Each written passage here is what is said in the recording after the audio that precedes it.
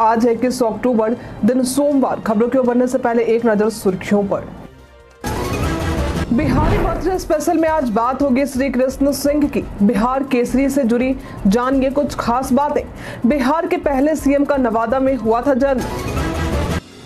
प्रारंभिक शिक्षा में दाखिला मामले में आगे हुआ बिहार। नीति आयोग की जारी हुई रिपोर्ट। गुणवत्तापूर्ण शिक्षा के लक्ष्य में पिछड़ा बिहार। किस्तवार प्रक्रिया से होगा भू सर्वेक्षण। इस प्रक्रिया से नक्शों की बढ़ रही सटीकता। नागरिकों के लिए टोल फ्री नंबर किया गया जारी। अगले 2 साल में नए रूप में दिखेगा मोइनुल हक स्टेडियम। बिहार का इकलौता स्टेडियम जहां हो चुके हैं international match. MAMI film festival में डिस्पैच को मिली सराहना। मनोज वाजपेयी ने क्राइम रिपोर्टर की निभाई है भूमिका।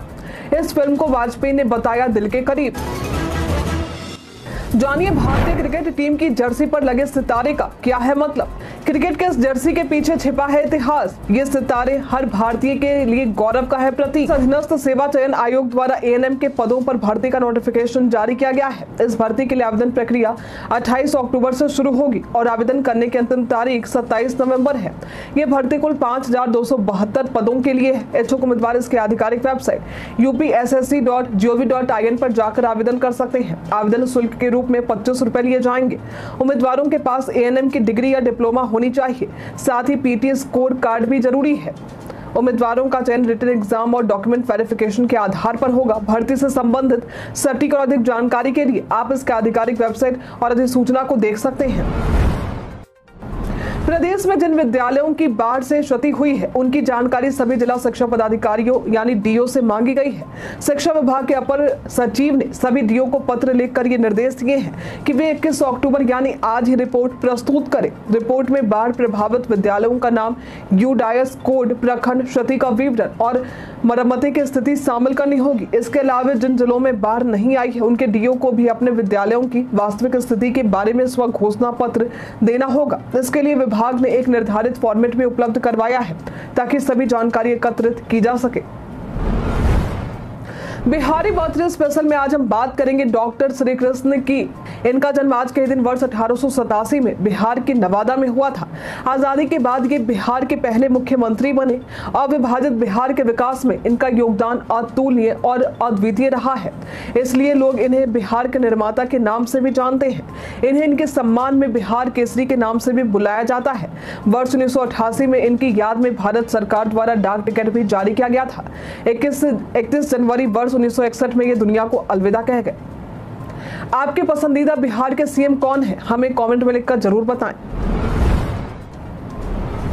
सड़क सुरक्षा नियमों का पालन करना हम सभी के लिए जरूरी है। इस संबंध में परिवहन विभाग ने भी कुछ जानकारी साझा की है, जहां बताया गया है कि खतरनाक तरीके से वाहन चलाने पर मोटर वाहन अधिनियम 1988 की धारा 184 के तहत 1000 से 5000 रुपए तक का जुर्माना या 6 महीने से 1 साल तक की जेल या दोनों ही सजा हो सकती है। इसलिए सड़क सुरक्षा नियमों का पालन करना जरूरी है।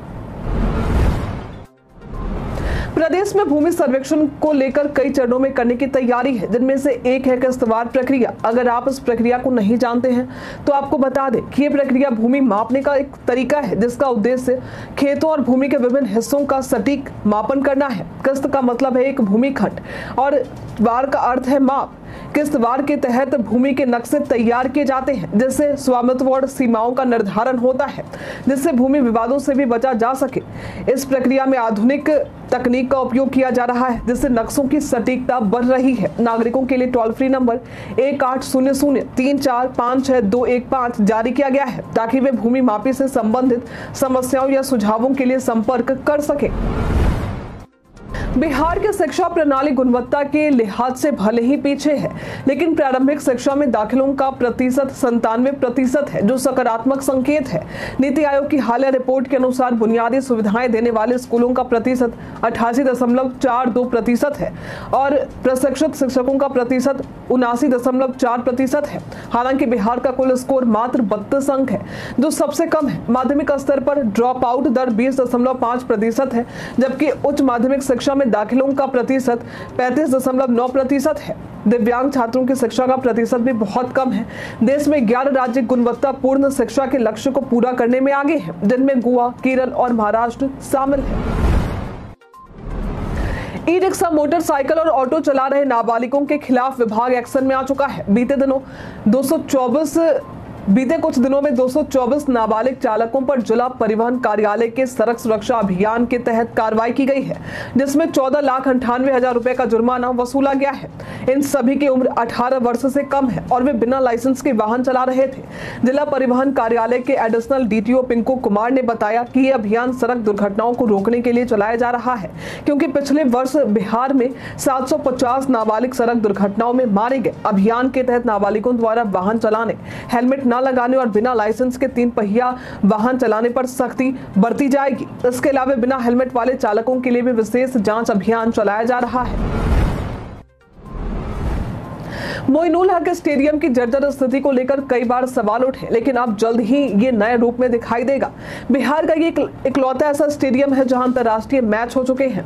इसकी जानकारी बिहार क्रिकेट एसोसिएशन के अध्यक्ष राकेश तिवारी ने प्रेस वार्ता में दी है। उन्होंने बताया है कि स्टेडियम के पुनर्निर्माण का शिलान्यास नवंबर में किया जाएगा और इसे अगले 2 साल में पूरी तरह से तैयार किया जाएगा। हालांकि स्टेडियम की खराब हालत के कारण 26 अक्टूबर से होने वाले रणजी मैच के दौरान दर्शकों को लाइव मैच देखने की अनुमति नहीं होगी। इसके लिए ऑनलाइन व्यवस्था की जाएगी। पिछले सीजन में स्टेडियम की स्थिति को लेकर बिहार को शर्मिंदगी का सामना करना पड़ा था, लेकिन अब पुनर्निर्माण की प्रक्रिया शुरू होने की उम्मीद है। दिवाली का त्योहार नजदीक है और देश भर में इसकी रौनक देखने को मिल रही है। पटाखों की दुकानें सज गई हैं, लेकिन दिल्ली में एयर पॉल्यूशन के चलते पटाखे फोड़ने पर बैन लगा दिया गया है। अन्य राज्यों में दिवाली पर पटाखे फोड़े जाते हैं और लोग कई बार सस्ते पटाखे खरीदने के लिए विभिन्न स्थानों पर भी जाते हैं। ऐसे में सवाल उठता है कि क्या ट्रेन में पटाखे ले जाना संभव है? भारतीय रेलवे के नियमों के अनुसार ट्रेन में यात्रा करते समय पटाखे ले जाना प्रतिबंधित है। अन्य ज्वलनशील सामान जैसे गैस सिलेंडर, तेजाब और नुकीली वस्तुएं भी बैन है। यदि कोई यात्री इन वस्तुओं को ले जाता पकड़ा जाता है तो उसे रेलवे एक्ट की धारा 164 के तहत जुर्माना या 3 साल तक की सजा भी हो सकती है। बिहार लोक सेवा आयोग यानी बीपीएससी ने प्राथमिक विद्यालयों में प्रधान शिक्षकों के 40,247 पदों पर भर्ती के लिए संशोधित रिक्ति जारी की है, जो अब 37,943 पद रह गए हैं। ये कमी 2,304 सीटों की है। महिलाओं के लिए निर्धारित रिक्तियों में भी कमी आई है, जो 14,093 से घटकर 12,583 हो गई है। अनारक्षित वर्ग की रिक्ति 10,081 से बढ़कर 15,180 हो गई है। बीपीएससी ने एकीकृत 70वीं प्रारंभिक परीक्षा 13 दिसंबर को आयोजित करने की घोषणा की है, जिसके लिए 3.5 लाख से अधिक रजिस्ट्रेशन हुए हैं। आवेदन की अंतिम तिथि 4 नवंबर है। साथ ही विभिन्न विषयों के अंतिम आदर्श उत्तर भी जारी किए गए हैं, जिन्हें बीपीएससी की वेबसाइट से डाउनलोड किया जा सकता है। MAMI फिल्म फेस्टिवल 2024 में फिल्म डिस्पैच के स्क्रीनिंग के बाद इसे काफी सराहा गया। इसमें बिहार के मनोज वाजपेयी ने भी अपनी अहम भूमिका निभाई है। 19 अक्टूबर को हुए गाला प्रीमियर में दर्शकों ने इसे प्यार दिया, जिसके बाद फिल्म को OTT पर रिलीज करने की घोषणा की गई। इस फिल्म में पत्रकारिता के विभिन्न पहलुओं को दर्शाया गया है, साथ ही खबर जुटाने में आने वाली कठिनाइयों को भी प्रस्तुत किया गया है। फिल्म का निर्देशन कनु बहल ने किया है और इसमें मनोज वाजपेयी का अनुभवी क्राइम रिपोर्टर की भूमिका में है। कनु बहल ने कहा है कि डिस्पैच का निर्देशन करना उनके लिए खास अनुभव रहा है। मनोज वाजपेयी ने भी फिल्म को अपने दिल के करीब बताया है। ये फिल्म जल्द ही OTT प्लेटफॉर्म ZEE5 पर रिलीज होगी, जिसमें सहाना गोस्वामी और अर्चित अग्रवाल भी नजर आएंगे। भारतीय क्रिकेट टीम की जर्सी पर लगे 3 सितारे भारत के विश्व कप जीत का प्रतीक है। हर सितारा एक विश्व कप को दर्शाता है। पहला सितारा 1983 में कपिल देव की कप्तानी में जीते गए पहले विश्व कप को दर्शाता है। दूसरा सितारा 2011 में महेंद्र सिंह धोनी के नेतृत्व में जीते गए दूसरे विश्व कप का प्रतीक है, जब टीम ने श्रीलंका को फाइनल में हराया था। तीसरा सितारा 2023 में भारत द्वारा जीते गए तीसरे विश्व कप को दर्शाता है।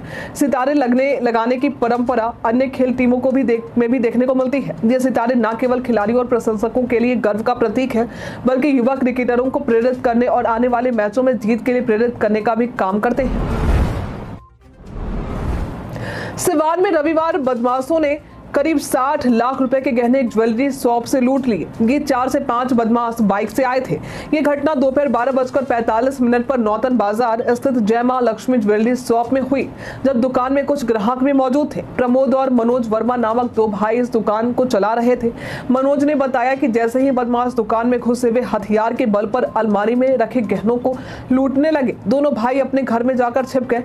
उन्होंने पुलिस को कई बार फोन किया, लेकिन कोई मदद नहीं मिली। थाना प्रभारी उमेश एस पासवान ने बताया है कि मामले की जांच शुरू कर दी गई है और आरोपियों का जल्द पर्दाफाश करने का प्रयास किया जाएगा। ग्रैंड ट्रंक रोड इनिशिएटिव द्वारा an ideas for Bihar theme पर इनोवेशन समिट 3.0 का आयोजन किया गया था। इसमें तकनीकी विशेषज्ञों और इनोवेशन लीडर्स ने बिहार के उद्योग और स्टार्टअप इकोसिस्टम के पुनरुद्धार पर चर्चा की।